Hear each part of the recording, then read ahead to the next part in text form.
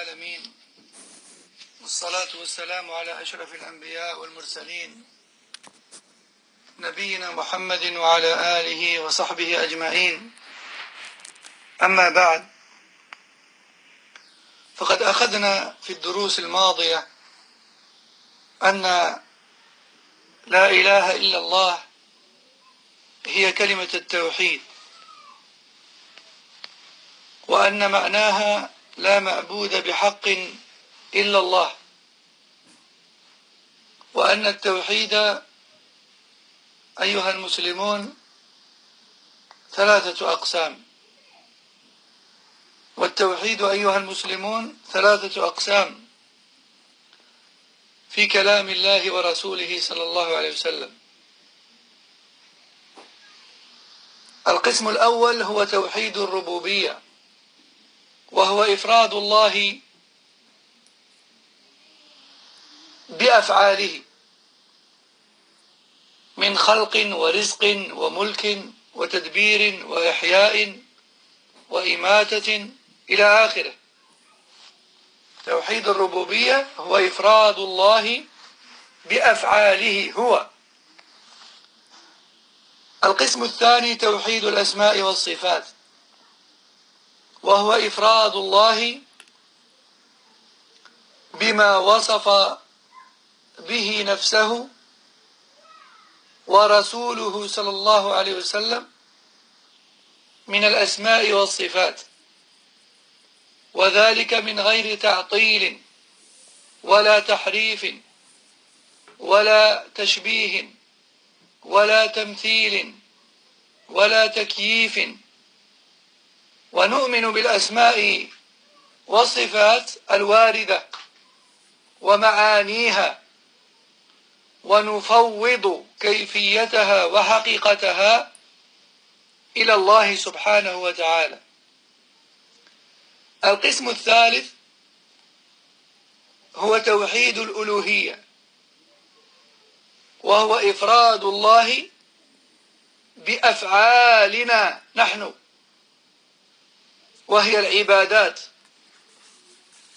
توحيد الألوهية هو إفراد الله بأفعالنا، وهي العبادة، وهو مقتضى الإيمان بتوحيد الربوبية والأسماء والصفات.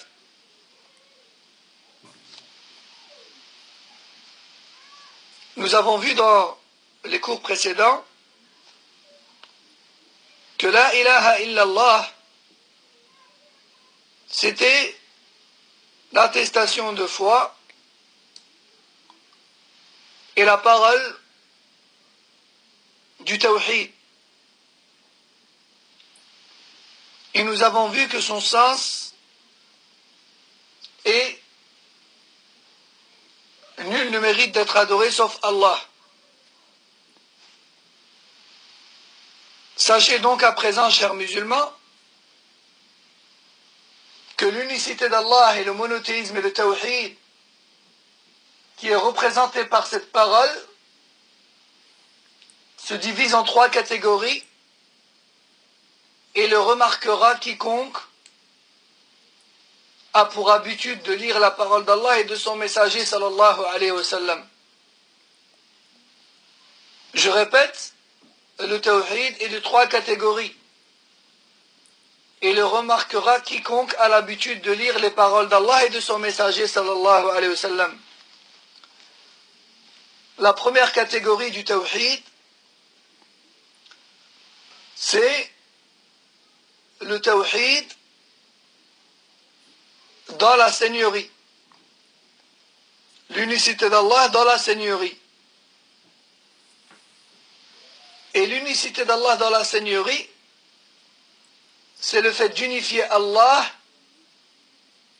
dans ses actes à lui.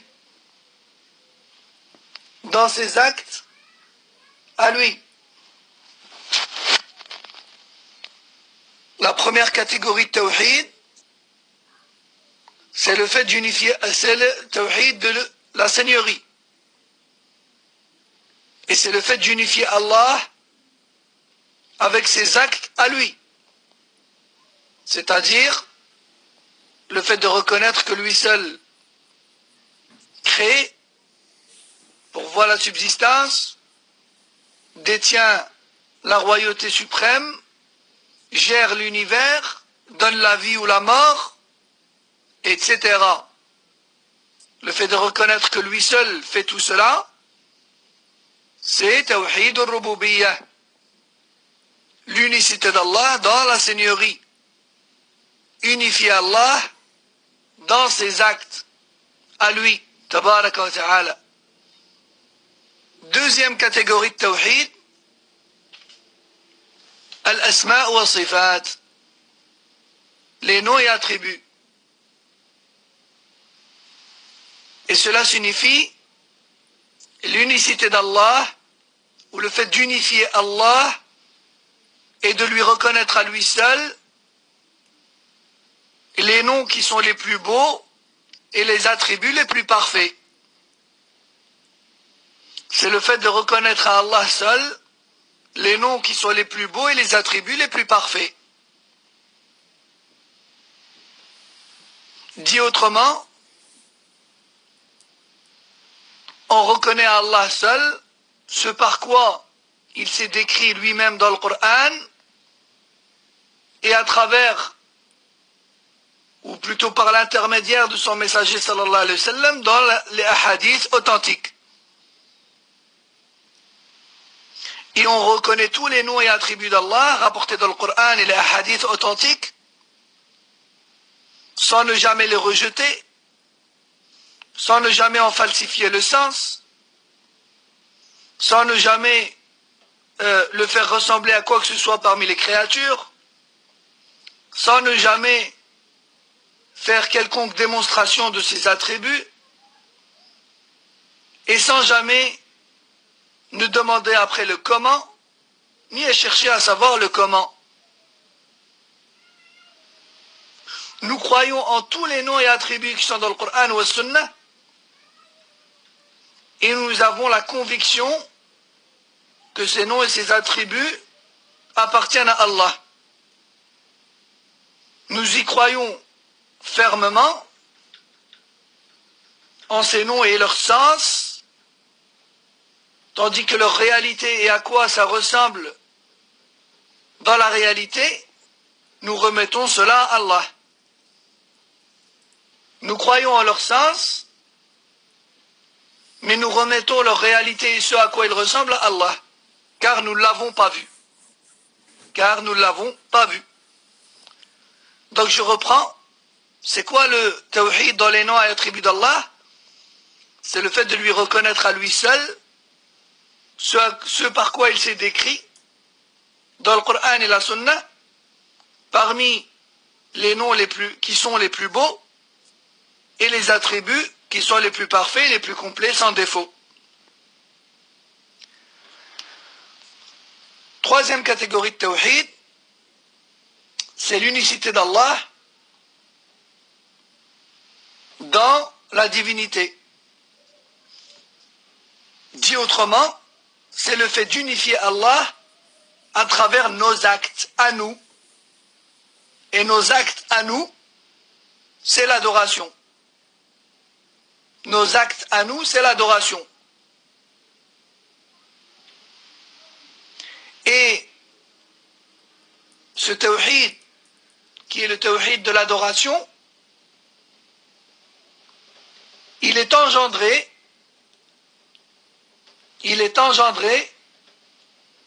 par les deux catégories précédentes. Il est engendré par les deux catégories précédentes. Donc je répète une dernière fois les trois catégories de tawhid. L'unicité d'Allah dans la seigneurie, qui est le fait de l'unifier dans ses actes.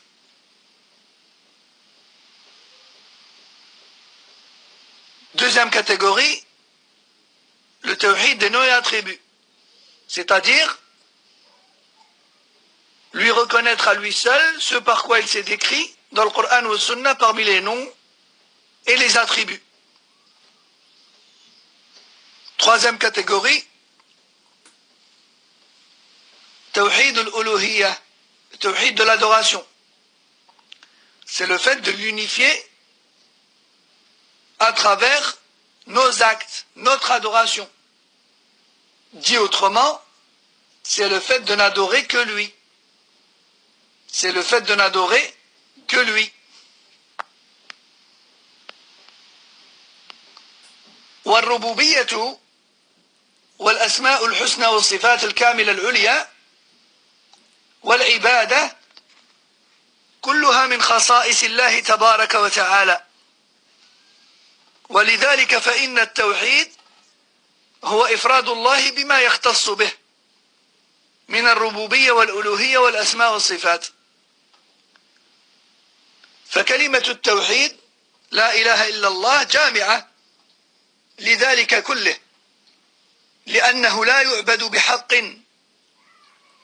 إلا الله، لأنه لا رب إلا هو، ولا كامل في صفاته إلا هو سبحانه.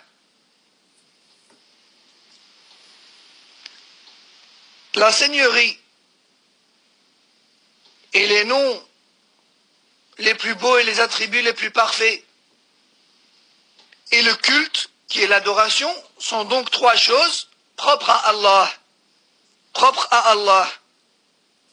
La seigneurie, c'est-à-dire la capacité de créer, etc. Et les noms et attributs, c'est-à-dire le fait d'avoir les noms les plus beaux et les attributs les plus parfaits sans défaut. Et l'adoration que l'on voue à Allah tabaraka wa ta'ala sont trois choses qui lui sont propres. Ce sont trois choses qui lui sont propres. Et c'est pour cette raison que la définition de Tawhid est la suivante. Tawhid, le monothéisme pur, deux points, c'est ce qui est propre à Allah.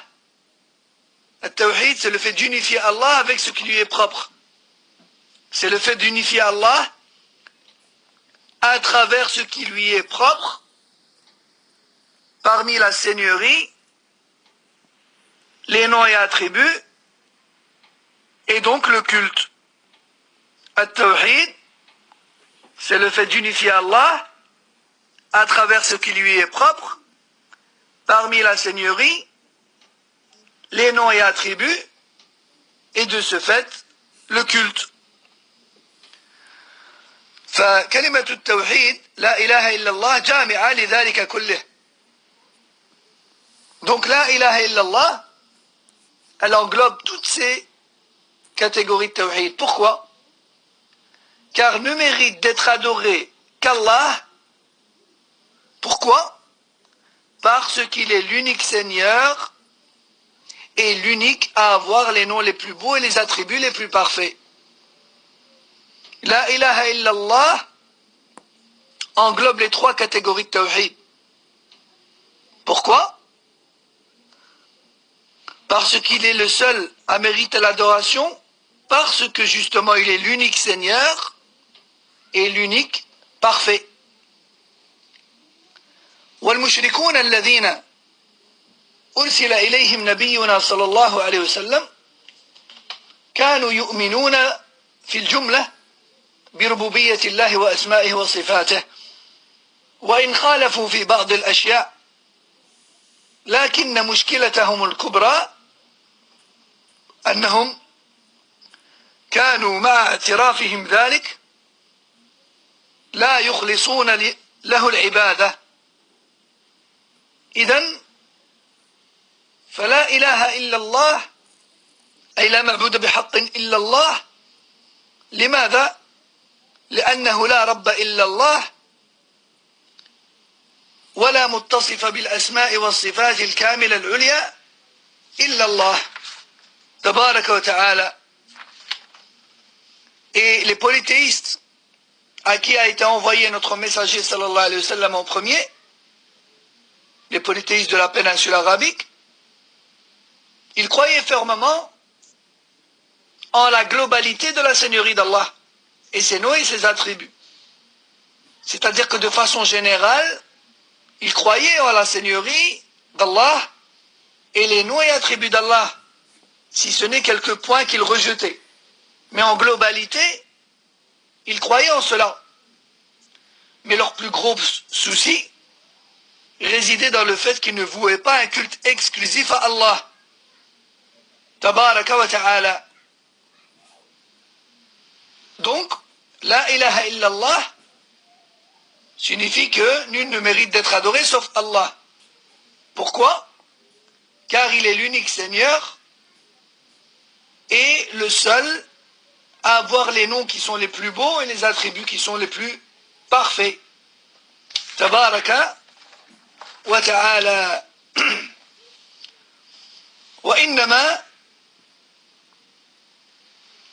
وإن مما يؤسف له كثيرا أن هذه الكلمة وهي أساس الدين وأصله قد أخطأ في فهمها كثير من المسلمين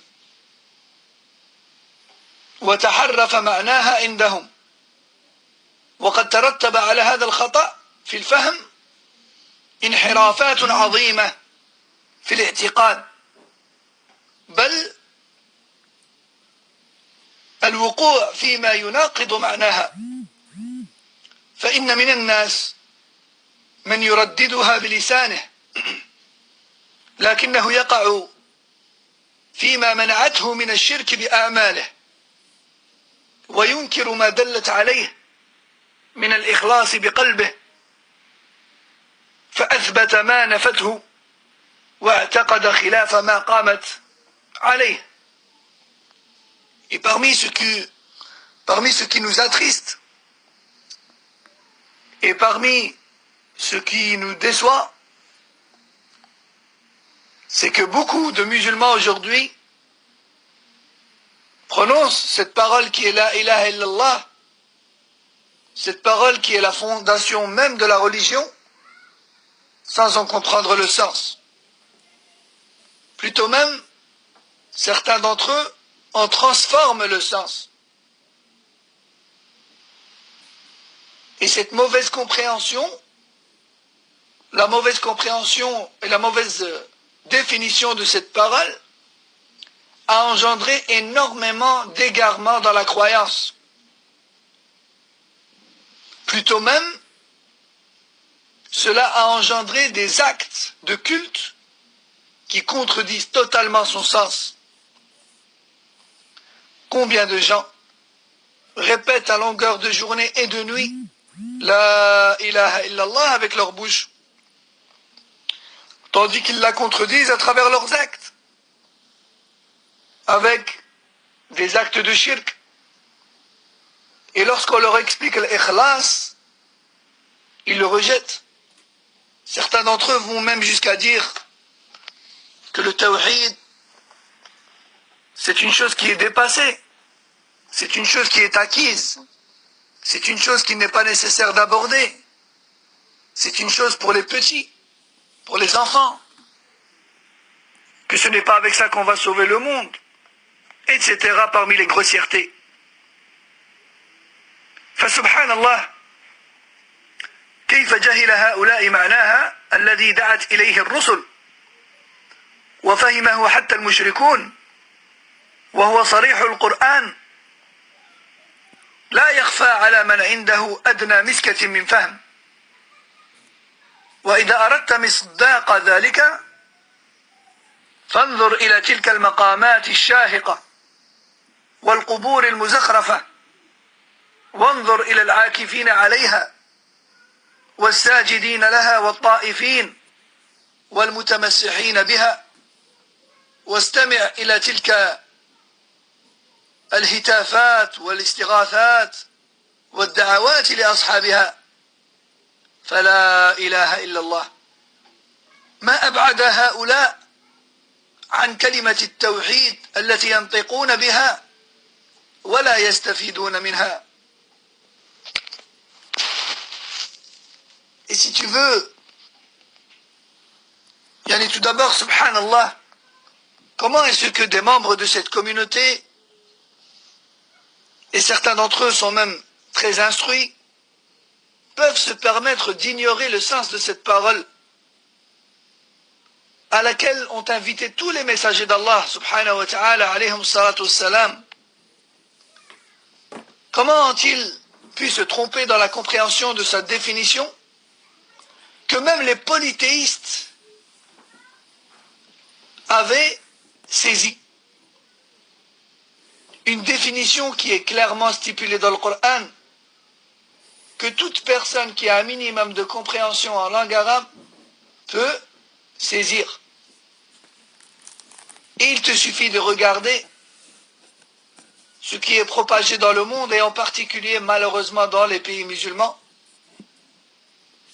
Parmi les pèlerinages vers les tombeaux et les mausolées, l'adoration des tombes décorées, le fait de s'asseoir auprès de ces tombes, de se frotter à ces tombes, de faire un tawaf, la circumambulation autour de ces tombes, comme on tourne autour de la Kaaba, de se prosterner pour ces tombes, d'implorer leur secours, de leur adresser la parole et demander réponse, etc. La ilaha illallah. Combien est loin une bonne partie de notre communauté de cette parole de tawhid qu'ils prononcent, mais de laquelle ils ne tirent aucun profit malheureusement. Et wallahi mes frères et sœurs, je sais que certains d'entre vous ont l'impression que je leur raconte un film, ou que je leur raconte des faits qui sont dans un monde coupé d'une autre, quelque part dans un désert ou dans une forêt. Je jure par Allah que cela existe. Et dans beaucoup d'endroits du monde. Beaucoup d'endroits qui ne sont pas coupés du monde.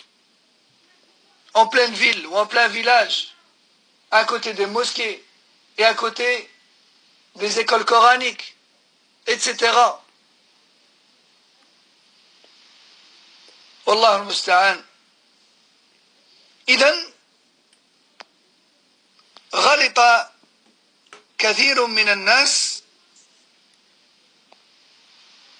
في تفسير هذه الكلمة التي هي لا إله إلا الله، ومنهم من فسرها بأنها لا معبود إلا الله، وهم أهل وحدة الوجود، ومعنى ذلك أن كل المعبودات الموجودة هي الله، والوجود عندهم لا ينقسم إلى قسمين، وإنما إلى قسم واحد وهو الله. وعلى هذا الاعتقاد الفاسد فإنك مهما عبدت من الأشياء فأنت في عبادة الله ولا عليك. وهذا لا شك أنه تفسير باطل. ومن التفسيرات أن معنى لا إله إلا الله لا قادر على الاختراع والخلق والتدبير والإيجاد إلا الله، وهم علماء الكلام. وهذا تفسير خاطئ أيضا، لأن هذا الاعتقاد يوافق دين المشركين، لأنه لا يخرج عن الإيمان بالربوبية. ومن التفاسير أن معناها نفي الأسماء والصفات، لأن من أثبتها عندهم يكون مشركا مشبها ممثلا، وهم الجهمية والمعتزلة. وهذا أيضا مخالف للقرآن والسنة وفهم الصحابة، إذ إن الله عز وجل وصف نفسه في القرآن بأسماء وصفات كثيرة، ووصفه نبيه صلى الله عليه وسلم بأسماء وصفات كثيرة، ومع ذلك كله يقول تبارك وتعالى ليس كمثله شيء. فالناس في هذا طرفان ووسط، منهم من نفى وكذب بكلام الله ورسوله ومنهم من أثبت إلى أنه مثل وشبه ومنهم من أثبت ما جاء في الوحي من غير تكييف ولا تشبيه ولا تحريف وهم أهل السنة والجماعة. فقلنا أن من التفاسير أن لا إله إلا الله معناها لا صفات ولا أسماء لله، وأنه من أثبت الأسماء والصفات فهو مشرك، وهؤلاء هم المعتزلة والجهمية.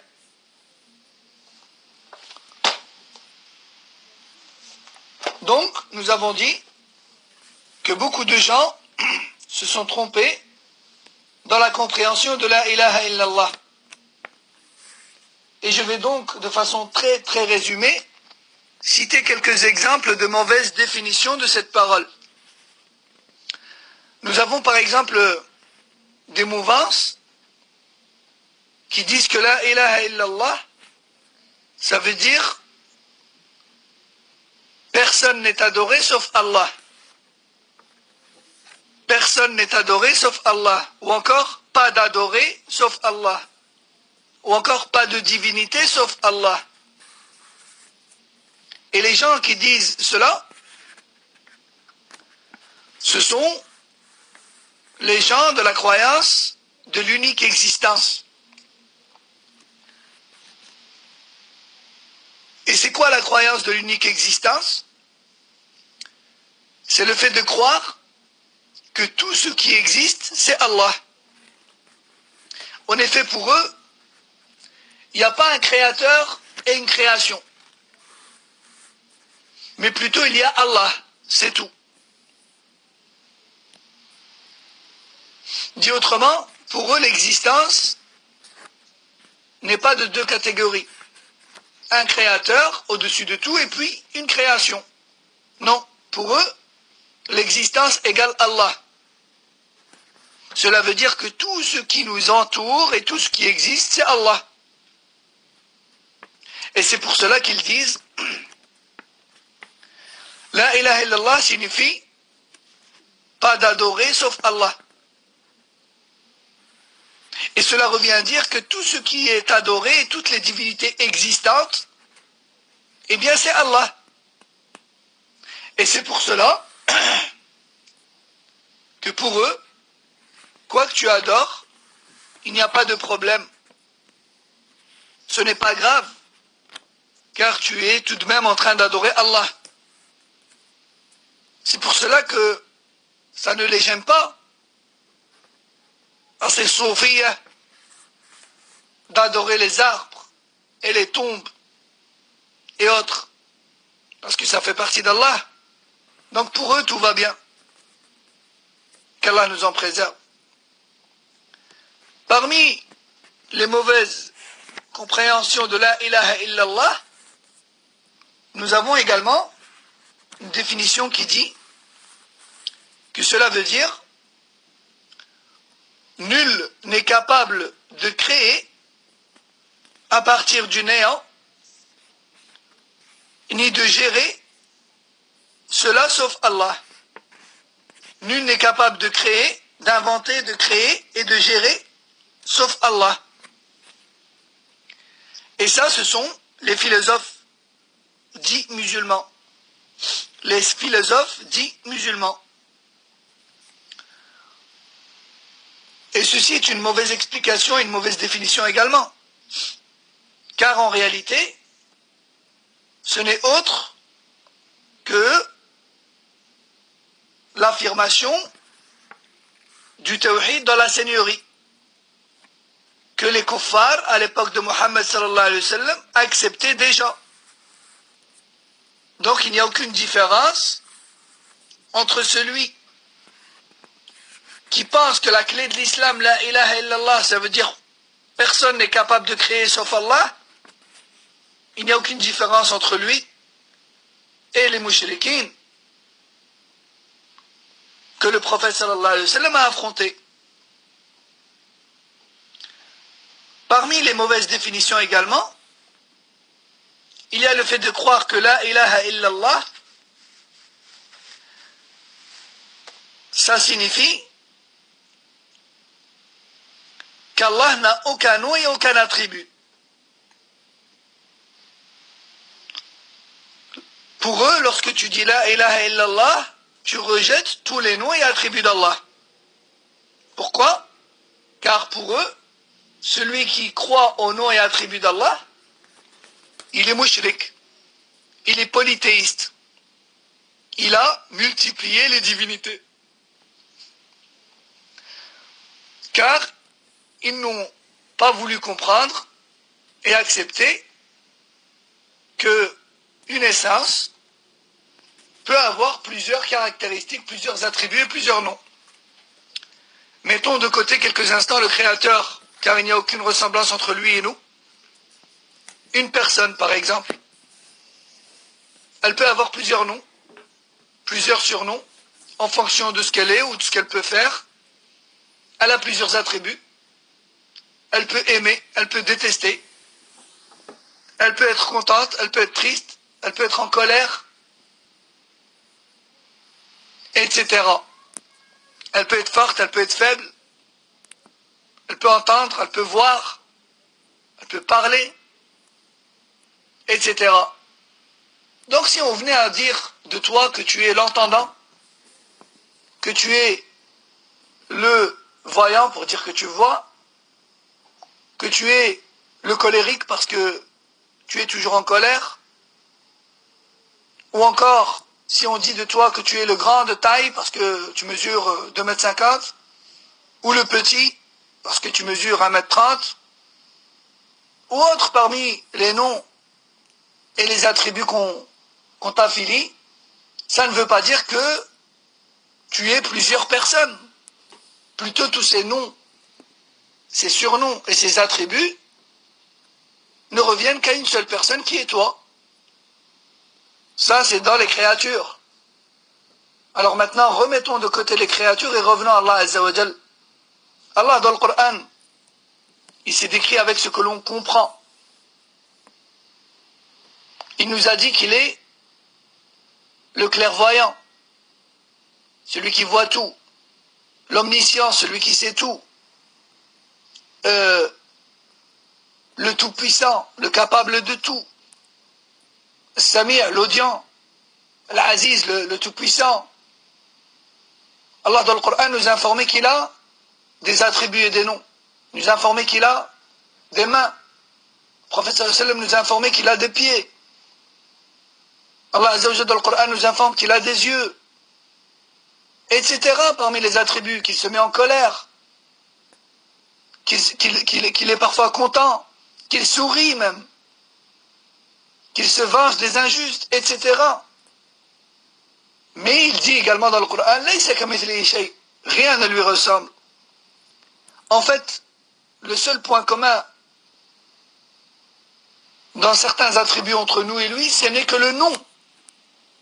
Mais la réalité de l'attribut n'a rien à voir. Et on ne pourrait jamais l'imaginer. Car on ne peut imaginer que ce qu'on connaît. Or, on ne connaît pas Allah et Allah nous dit lui-même que rien ne lui ressemble. Et donc, je reviens à cette mauvaise définition qui est celle de la secte de l'Jahmiya et l'Mu'tazila. Ils disent la ilaha illallah, ça veut dire qu'il faut rejeter tous les noms et attributs d'Allah.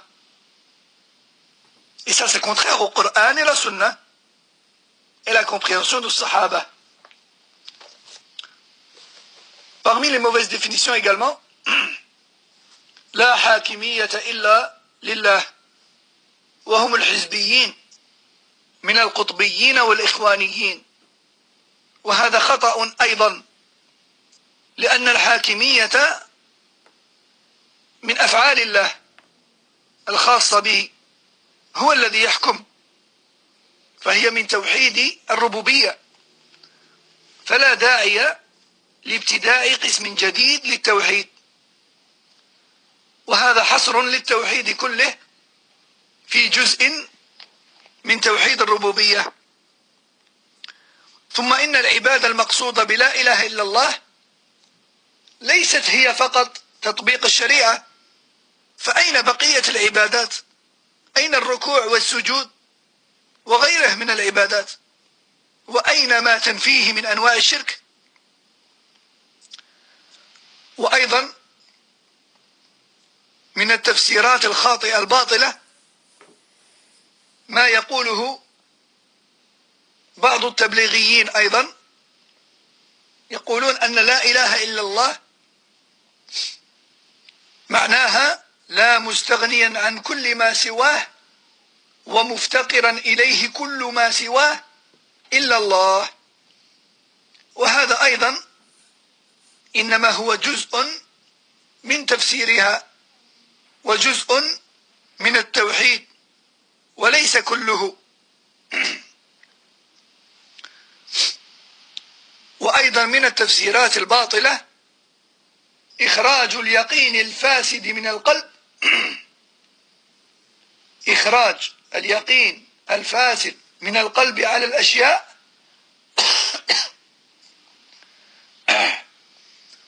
وإدخال اليقين الصحيح على ذات الله، وهو أنه لا خالق إلا الله ولا رازق إلا الله ولا مدبر إلا الله. وهذا أيضا عودة إلى الأول وهو تفسير بالربوبية، وهذا أيضا كلام بعض التبليغيين. Enfin, nous citons encore, pour clôturer, 3 mauvaises définitions de la ilaha illallah. La première étant le fait que cela signifie point de loi, ni de jugement, ni de législation, si ce n'est celle d'Allah. Point de jugement, ni de législation, ni de jugement, ni de gouvernance, si ce n'est celle d'Allah. Cela fait référence à la parole d'Allah tabaraka wa ta'ala, inil hukmu illa lillah. Le jugement, ou encore la législation, ou encore les prescriptions des choses, ou encore les lois considérées ne sont que celles d'Allah tabaraka wa ta'ala. Et ceci est une définition clairement incomplète de la ilaha illallah. Et cette définition lui est donnée par les partis que l'on appelle à tort les partis musulmans politiciens, tels que les suiveurs aveugles de Sayyid Qutb, qu'on surnomme Al-Qutbiyin. D'ailleurs, au passage, on trouve malheureusement dans beaucoup de mosquées l'un de ses livres les plus dangereux, qui s'appelle Fi Dhilal al-Qur'an, sous l'ombre du Coran. Et en réalité, les savants disent ce livre, c'est Fi Dhilal al-Shaytan, dans l'ombre du shaitan. Et dans ce livre, il affirme cette croyance, cette définition avec beaucoup d'autres grossièretés. Cette définition est donnée à la ilaha illallah par al-Qutbiyin, les suiveurs de Sayyid Qutb, et al-Ikhwaniyin, les frères musulmans, qui ont été déclarés, walhamdulillah, depuis quelque temps, déclarés et reconnus sur le plan international comme étant une organisation terroriste et extrémiste et qui travaille dans l'ombre. Et cela est vrai, et les savants de la sunna le disent depuis toujours. Alhamdulillah. Donc je rappelle la définition, ils disent que la ilaha illallah veut dire juste pas de loi si ce n'est celle d'Allah. Et ceci est une erreur, parce que les lois d'Allah et le jugement d'Allah font partie de ses actes, subhanahu wa ta'ala. Et nous avons dit que les actes propres à Allah, c'est en fait la catégorie de tawhid de la seigneurie. Donc premièrement, on n'a pas besoin d'inventer une nouvelle catégorie qui est celle de l'hakimiyya, le jugement et la gouvernance. Et deuxièmement, lui donner une telle définition revient à restreindre tout le tawhid dans une infime partie de la seigneurie. Or, l'adoration qui est visée dans la ilaha illallah, c'est tous les actes d'adoration et de culte qui doivent être voués à Allah. C'est pas juste l'application de la charia. Et si le tawhid c'était juste l'application de la charia, où est passé le reste des actes d'adoration? L'inclinaison, la prosternation, le jeûne, hajj, la umrah, et le reste des adorations. Et si le tawhid c'était juste l'application de sharia, et si le shirk c'était juste l'absence de sharia, où est donc passé le reste du shirk? Parmi les adorations des tombes, etc. C'est pour cela qu'on n'entend jamais l'ikhwan parler de tawhid ou shirk, et on les entend jamais mettre en garde contre l'adoration des tombes, etc. Ouvrez donc les yeux, chers musulmans, et soyez attentifs. Cinquième mauvaise définition. Donc la cinquième et la sixième, on les entend souvent chez des groupes fortement initiés à Jama'at al-Tabligh, qu'on surnomme vulgairement aussi, à tort d'ailleurs, Jama'at al-Da'wa, la mouvance du prêche islamique, al-Da'wa. Et les vrais gens de la Da'wa, c'est les gens qui transmettent à la lettre ce que Mohammed sallallahu alayhi wa sallam a apporté. C'est Ahl Sunnah. Amma Ahl al-Da'wa, comme ils disent, ce n'est autre qu'une secte qui est née en 1800 AD en Inde et qui a été mise en place par un gourou qui s'appelait Mohammed Ilyas, qui est aujourd'hui enterré avec deux de ses proches dans une mosquée où se fait le deuxième plus grand rassemblement mondial chaque année. En Inde ou au Pakistan, Allahu a'lam. Ma mémoire me fait défaut. Juste pour vous laisser imaginer donc la croyance qu'il y a derrière. Donc cette première définition qu'il donne parfois à la ilaha illallah est la suivante. Nul ne peut se passer de tout, sauf Allah, et nul ne peut se passer de lui. Excusez-moi, je vais essayer de mieux formuler. Nul ne peut se passer de tout, ou plutôt celui qui peut se passer de tout, et de qui nul ne peut se passer, c'est Allah.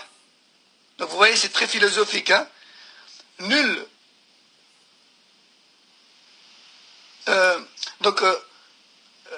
Personne ne peut se passer de tout. Et que tout, nul ne peut se passer de tout.